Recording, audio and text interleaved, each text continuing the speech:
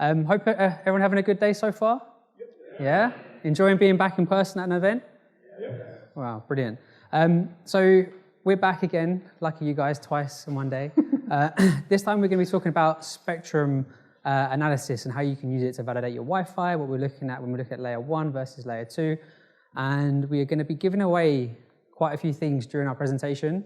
So we want this to be as interactive as possible. You'll know when we get to it. A little bit of theory first, then live demos, like what can go wrong. Again, don't worry, we'll find out together. Quick introduction again for both me and Mac, in case people watching this on demand. I'm Matt Starling, joined by my lovely Mac Deryng. We are the directors of Ekahau University in product marketing. Okay, so we have already discussed 3 easy ways to grade Wi-Fi in detail, so let's not go through the same boring stuff again. So what we're going to focus on now is step 2, validate, but most specifically, we'll be talking about spectrum analysis element of the validation surveys. So validation I knew he was going to do that. I said to you, stay behind the thing and don't walk, because I know you'll go back over there and kick all the stuff. I'm kicking some interference. So you stay over there, Mac, and just click on the button instead. Yeah, so before we talk about the spec, and let's spend a minute or 3 talking about what spectrum analysis is. So spectrum analysis is the analysis of the electromagnetic energy in the air. And we do that using a spectrum analyzer built into a sidekick that is very fast and very high resolution. So it's a very good quality spectrum analyzer. And we will see spectrum analysis on the bands, I knew that he's going to do it, that we use in Wi-Fi, so 2.4 and 5 currently. So that's the spectrum analysis. And in spectrum, as part of a spectrum analysis, we take a look at the spectrum density. That is the amount of the energy that is occupying the air expressed in percentage. So how often is the energy in the air? And also it can be expressed, the spectrum, you can see the amplitude of the energy. So how loud did I hear that energy in the air? Both combined, they give us a full picture of what spec-an is. So let's crack on. Yeah, so what are the most common interferers? So when you've been out, people have been doing your Wi-Fi surveys, you use Sidekick and you see this interference. What are some of the things that you come across with most? Just feel free to shout out some of the stuff that you see. Yeah, that's a great one. Other people's wireless networks, they do cause us a lot of interference on our own Wi-Fi, but cameras, I think someone shouted out, printers, yeah, they again causing us, what? Radar, yeah, interesting. Radar can cause us massive problems with especially on our 5 gigahertz band. So like DFS events, if we are heavily affected by radar, that could... Which one? Aviation area. Yeah, just going back to the radar, I mean, if we are heavily affected by DFS events and radar, it can really impact the amount of channels we could use on our 5 gigahertz spectrum. So we need to watch out for that. And typically there are some ways that you can look for it in like events, in logs of like the controllers, different management systems to see that. But we might actually also have another way that we can view that, which we'll maybe come back to in a little bit of time. So yeah, so spy cameras, we see that a lot. Actually recently in an assessment survey that we done, there was a comms room that was being watched over by a lovely 5 gigahertz wireless analog camera. And this camera was using up pretty much all 4 of the last channels of the Uni 3 band. Not too much of an issue for us in the UK, but if this was in the US, it would be causing them lots of issues. So they are around, and if they are constantly talking, it's like me wanting to talk, and then Mac is just stood there with a foghorn, and I'm like, oh, will you just shut up and let me talk? I think that a lot of the time anyway, but in coming into Wi-Fi, that's kind of the equivalent of what's happening there when we have like an analog wireless camera.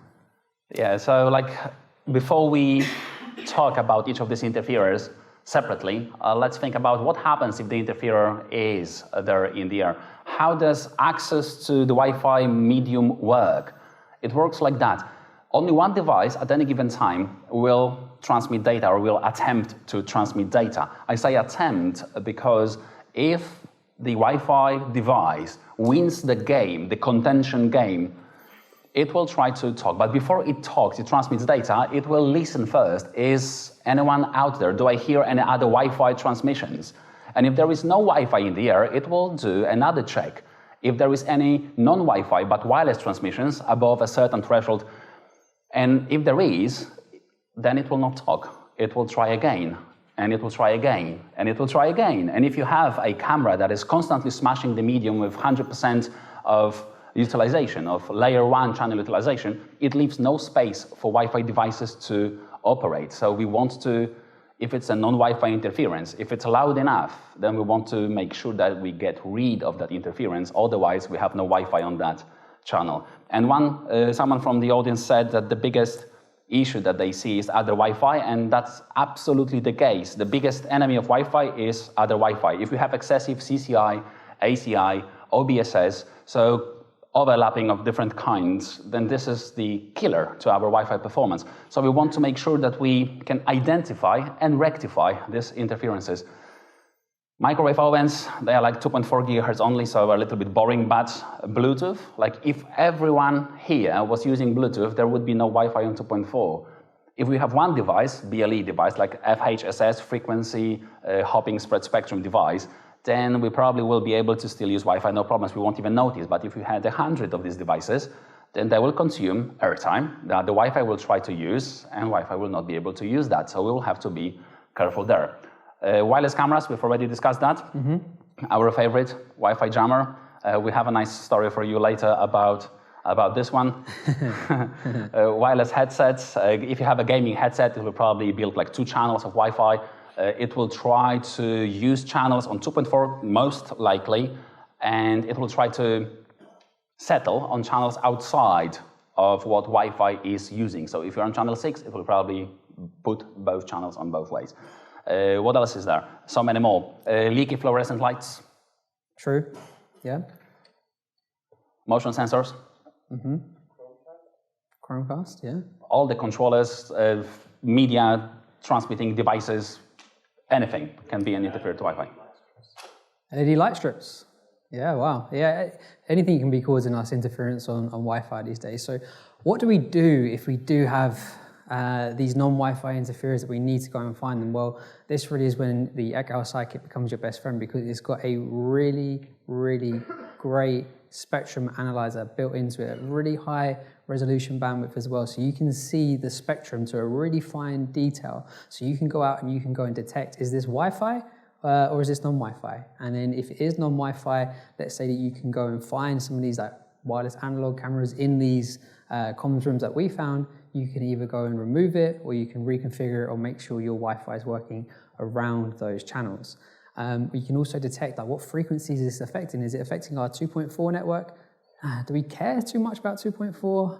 Maybe it's our IoT band, guest band, best effort. But if we have devices that's affecting our 5 gigahertz frequency band, where it's more of our corporate network, we've got corporate devices relying on this frequency for our main connectivity for our business, and it's how our business is run, and this is going to be more of an issue for us.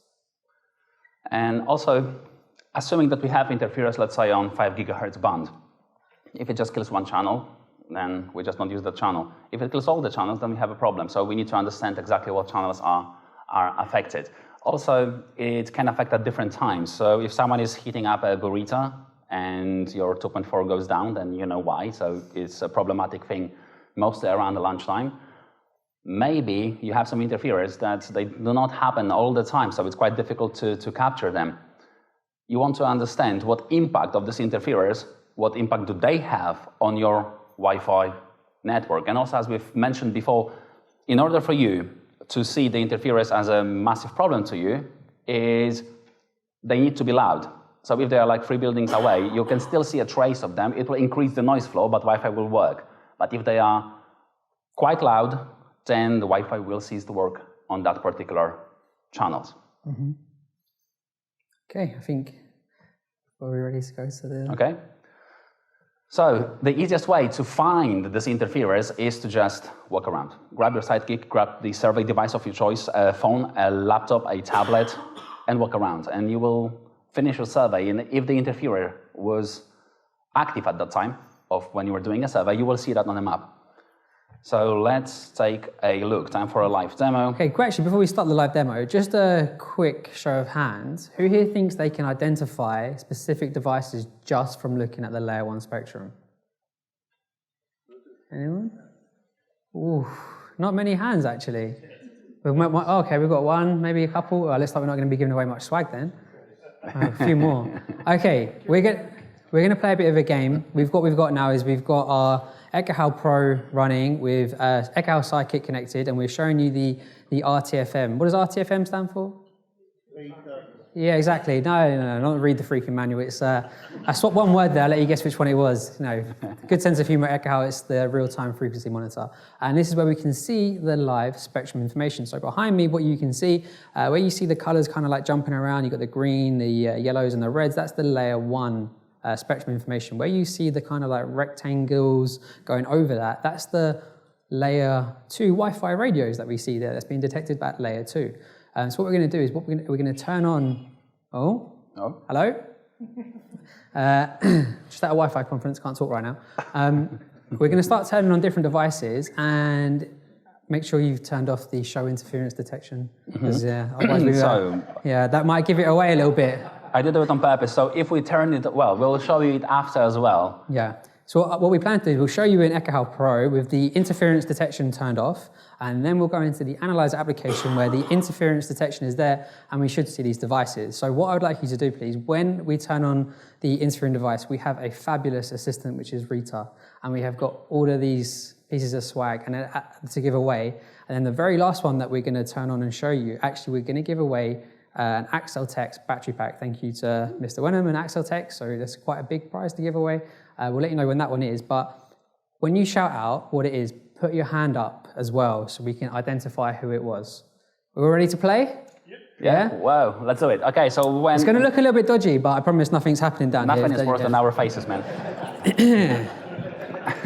So when Matt is connecting our dodgy devices, then let's take a look at what we see here. So even now you can see that there is tons of Wi-Fi traffic on channels 1 and 6 and 11. We have quite a lot of overlapping radios there, that's fine. Then what is this guy here? We can see that this is like in between channel 3 and 4. Then we have some spikes before channel 1. And now we don't see it, but sometimes we will see also quite a lot of spiky thingy here. These are BLE discovery channels. We don't see too much BLE here. Like in my house, I have tons of BLE, so it pretty much kills the entire spectrum, but here it's quite lightweight. Okay. So Matthew is he's ready to connect the first device. I'm on my knees and I'm ready. For the 10 next minutes, so he just like stands there. I might have some knee issues after this. We ready? Yeah. Okay. Oh. What did you connect? I don't know. This is the test. What do you see? Nothing. I see nothing. It's coming. There you go. Better late than never. Yeah, that's what she said.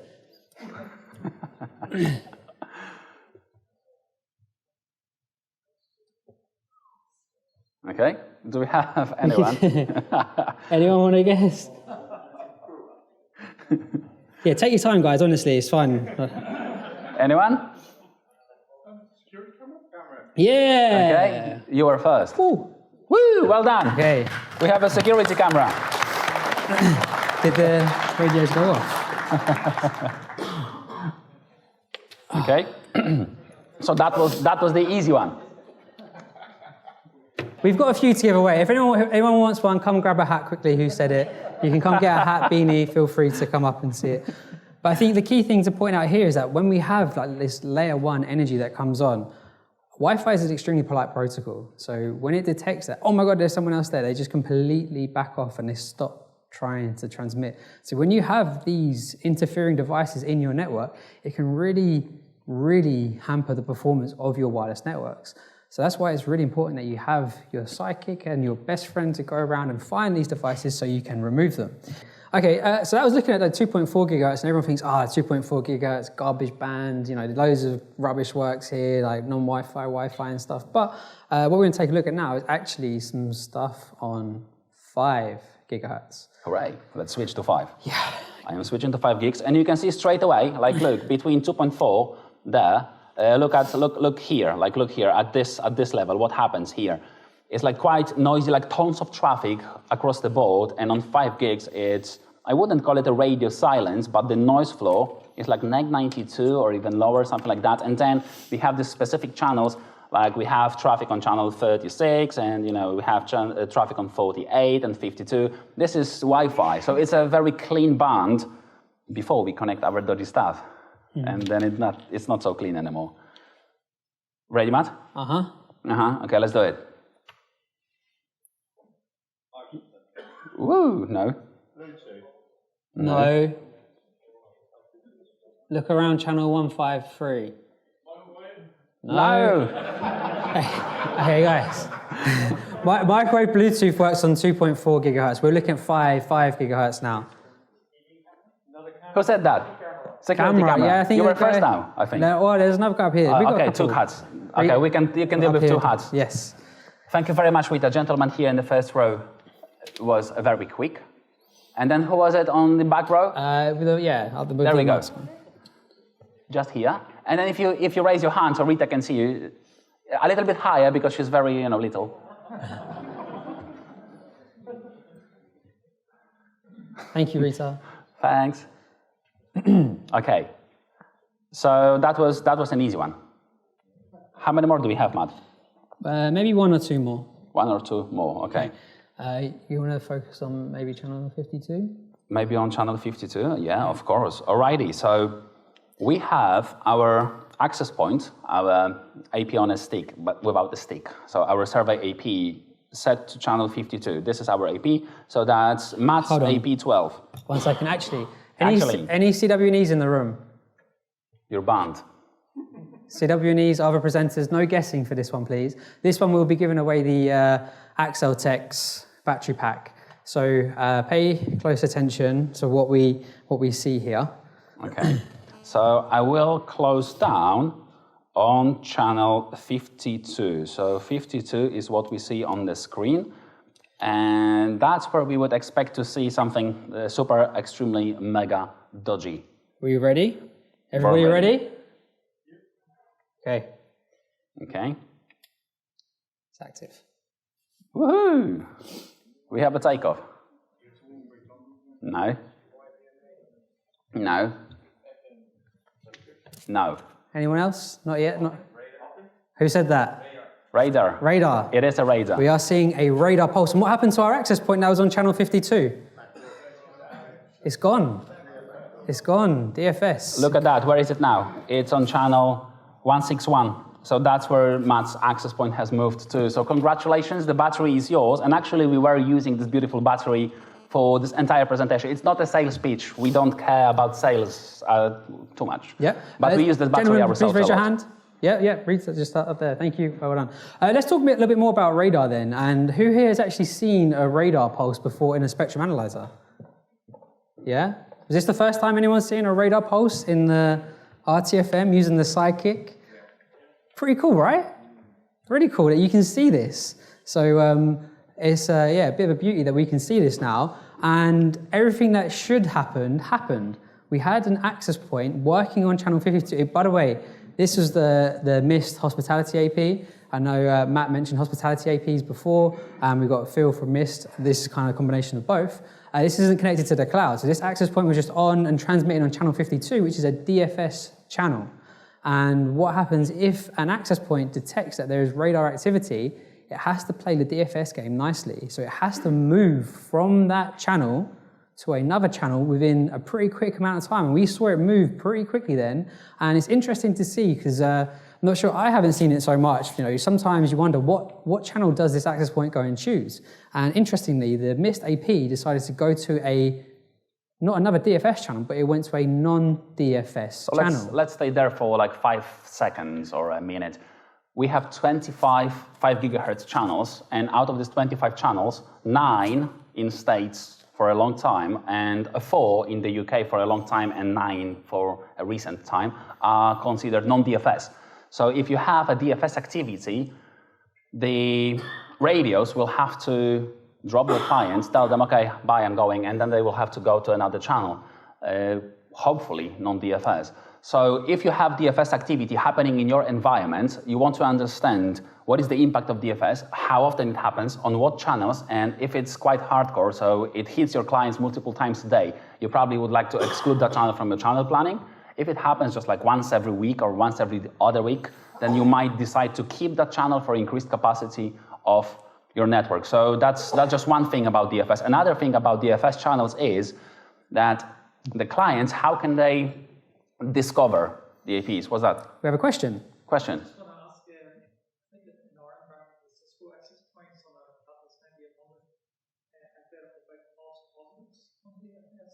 Yeah, we will see quite a lot of false positives. This is vendors protecting themselves because they are forced by the law to do it, and it's better to have a false positive than not to be able to detect a real radar pulse and then be punished for it by the regulatory bodies. Yeah, so there's a couple of ways we can you can check radar. You can see that if you're using SysController, you can see in the logs, or other vendors you can see in their dashboard if how affected you are by radar events, or you can use your Ekahau Psychic to see this as well. And let's say that you're in an environment where, I don't know, let's just say there's like 3 channels that you are seeing in the logs that they are heavily affected by DFS. Well, what we can do here now is we can just exclude those channels from our plan, from our designs, and then you're not going to have any issues with your access points constantly changing channels to avoid these DFS events.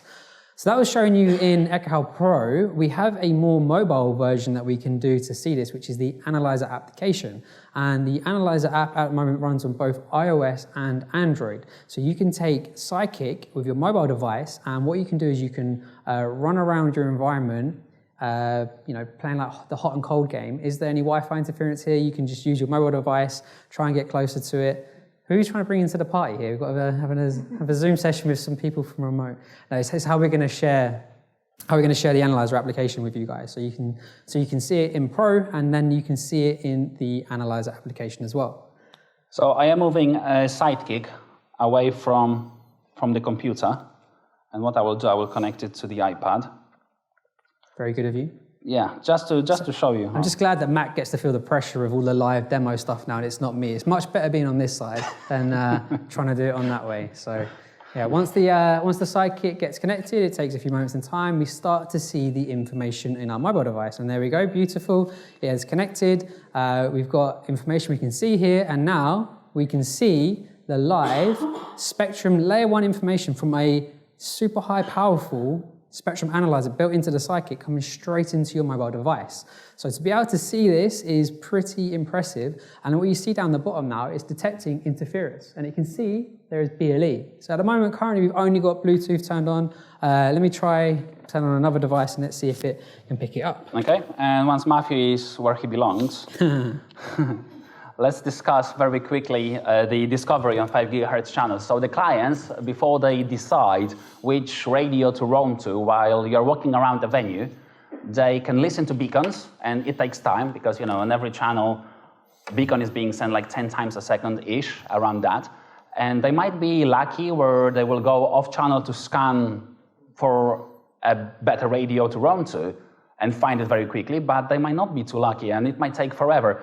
So there we go. Everyone see that?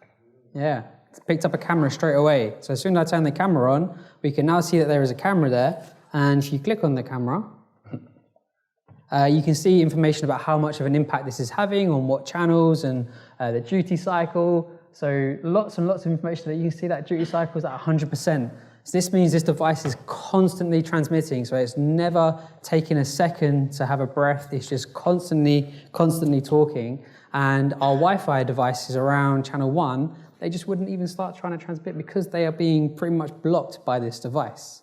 Exactly. So before I was rudely interrupted, I was going to say that clients cannot probe on DFS channels. So if you have a voice client trying to roam around, they can probe on channels 36, 40, 44, and 52, and then UNI-3 band towards the end of usable 5 GHz spectrum, but everything in between that is considered the DFS channel, they will not be able to ask actively, hello, anyone out there, and have an immediate response. They will have to wait for beacons. So DFS might massively affect roaming in especially voice environments. So let's see if we can see radar then on the analyzer. It's a little bit hard. We do see it. Can everyone see it on channel 52? That spike. I know we can't zoom in, but you can see it. So you hold it and I'll point it out. Okay. Okay. Well, it's a bit high for me to point out. I need about a little bit. It's over here somewhere. You can see that it almost, I don't know, looks like the Eiffel Tower coming up from there, maybe. So there, so we can see radar even in our analyzer application. So we can see the layer 1 information on the Pro plus on the Scikit. And just what we wanted to show you here is like radar activity is not something that we have a profile for. No, it's there. Well, it's there. Oh, there we Radar. go. There we go. I didn't see that before. As you started talking. Yeah. So anyway, if you don't see Always something, the way. if you don't see something there, you will still see. Still see the application showing you that there is some interference on the channel. It will tell you that there is an interference that I cannot recognize. And I think that's it, right? It is, we've taken 29 minutes, 30 seconds. I think that's perfectly on time. So thank you very much. Hope you enjoyed the spectrum analysis demonstration. Thanks.